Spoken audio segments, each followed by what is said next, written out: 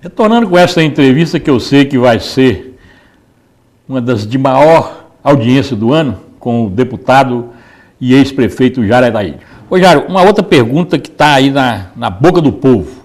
Com essa aprovação da lei de ficha limpa, você acha que sua candidatura pode ser mantida, não fica inviável não? Porque você ainda tem alguns processos aí na justiça. Eu acho dificilmente vai passar alguém numa prefeitura que não vai se lá com um processo. Lógico, isso é óbvio. Ou de iniciativa popular, ou de adversários, assim por diante. E eu tenho processo sim, mas não tem nenhum que me impeça de ser candidato. Quanto a isso, eu estou tranquilo e não tenho nenhum temor.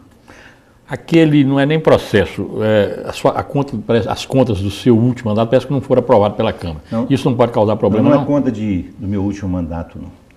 Eu tive um problema de aprovação de contas que ocorreu porque eu não apliquei na educação o índice que a lei municipal recomendava de 30%. A lei federal é 25%. A lei federal recomenda 25%. E existe jurisprudência que fala que prevalece a lei federal. A lei municipal não pode sobrepor a lei federal. Exatamente, é exatamente isso. Enquanto eu apliquei 27% naquele ano. E todos os prefeitos para trás vêm aplicando 25% em que pese a lei municipal, a existência da lei municipal. Com isso, eu tive as contas não aprovadas, rejeitadas. Veio para a Câmara. Eu provei para a Câmara, tanto pela lei, que as contas estavam corretas, porque a lei federal obrigava a aplicar apenas 25%, como também provei que havia aplicado os 30% que estava sendo cobrado. Porque ao olhar da lei municipal, que ela é muito mais ampla do que a lei federal, tem despesas da educação que não haviam sido consideradas, como o pré-vestibular gratuito, como o gasto a maior na merenda escolar, como o gasto com a educação de deficientes. Então nada disso era considerado pela lei federal e na lei municipal sim. Então eu provei que havia gasto. Mas o julgamento na Câmara naquela época, você sabe que ele foi político. E isso eu acabei sendo prejudicado. Mas entrei na Justiça, consegui obter uma cautelar e está aí para ser julgada. Mas, de qualquer maneira, eu não tenho dúvida, assim, que se houver justiça, que isso vai ser resolvido. Eu entrevistei seu ex-secretário de administração há pouco tempo atrás, o Cristóvão Barreto, e ele me disse que você, quando saiu da prefeitura, você deixou 8 mil funcionários na prefeitura. Hoje parece estar em torno de 11. Se você se elegesse prefeito nas próximas eleições, você teria coragem de enxugar esse funcionalismo? Eu acho que nós temos um exemplo em Minas Gerais, que foi o choque de gestão. A primeira coisa, Jorge, que a gente tem que fazer é enxugar a administração, é tomar conta dela, pôr a mão em cima dela. Depois, dizem que o político não tem coragem de dispensar. Depois, se você tiver domínio daquilo, sim. Mas o político pode criar outras formas de emprego. Eu não preciso de emprego só direto via prefeitura, não. Não é só emprego paternalista que vai resolver, não. O governador de Minas anunciou agora uma fábrica da Fiat em Montes Claros que vai gerar 2.700 empregos. Então, isso são empregos para a gente ajudar exatamente essas pessoas que estão necessitadas de emprego. Né? O povo de Montes Claros está sem oportunidade. Então, uma administração vitoriosa, uma administração que está dando certo, ela atrai as empresas, ela levanta. Olha, a coisa que eu mais fiquei impressionado em Montes Claros, quando eu administrava essa cidade, foi que quando a gente começou a estimular a sociedade, teve as respostas. A educação de Montes Claros, esse polo universitário que Montes Claros criou, ele foi iniciado na minha administração, porque nós mostramos que a cidade tinha capacidade para isso, que tinha potencial para isso, e ele foi aproveitado por aqueles empresários daquelas áreas. Então, nós temos tanta gente, empresários em potencial em Montes Claros, com empresários de fora que podem enxergar isso e nos ajudar nessa parte de emprego. Então, o emprego exigido da prefeitura, nesse grau que vem sendo exigido, é quando a cidade está parada, quando ela não oferece oportunidades. E eu espero ter, na minha administração, uma cidade dinâmica, uma cidade crescendo e uma cidade ajudando o seu povo. Por que uma pessoa que é deputado federal tem um salário de quase 100 mil reais por mês com os adjunctórios, né? E quer ser prefeito de Montes Claros para ganhar 1/5 disso e com os problemas todos que vai encontrar que um deputado federal não tem? Primeiro, a remuneração de um deputado, eu prefiro a remuneração aqui do prefeito do que a remuneração do deputado federal. Eu tenho certeza que eu estaria ganhando muito mais. Os gastos de um deputado federal são muito grandes, né? E essas verbas são todas direcionadas para quem exerce a função de forma séria. Aqueles recursos que ele recebe é só para remunerar terceiros, né? Ele não enfia no bolso. Então ele ganha simplesmente o salário que recebe hoje na faixa aí de R$18 mil por aí, né? Para dar conta de toda essa assistência que ele é obrigado a dar, e você sabe dos custos para ser candidato. Quer dizer que essa história que um deputado ganha em torno de R$100 mil é conversa fiada? Isso é conversa fiada, não existe. Pode ser que algum desonesto arranje formas de fazer isso, mas isso é raro. Eu não acredito. Mas não é questão de ganhar mais ou ganhar menos, não. Felizmente, Jorge, eu sou uma pessoa bastante, eu construí minha vida de tal forma, assim, que eu posso e tenho a condição de sobreviver com o mesmo nível de vida, senão tanto sendo independente de salário, deputado estadual, independente de salário. Então, isso é que é importante. Eu quero ser prefeito de Montes Claros novamente, se for possível, é porque eu tenho condições de ajudar a minha cidade. Porque minha vocação é servir. Porque um deputado federal trabalha demais e produz pouco. Aqui eu produzo.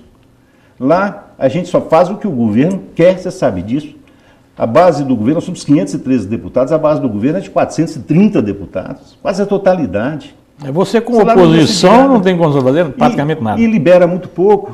Eu ajudo as cidades que eu fui votado, tenho ajudado na educação, na saúde, com a infraestrutura, mas não da forma que eu gostaria de ajudar. Isso causa uma frustração muito grande. Muito grande. Exatamente esse é o motivo da gente querer voltar, sabendo que aqui eu posso fazer mais, aqui eu posso ajudar mais, aqui eu posso produzir mais. O deputado se sente quase um inútil lá em Brasília, né? É verdade, é verdade. O tempo passa e você fica lá, né, sem fazer muita coisa.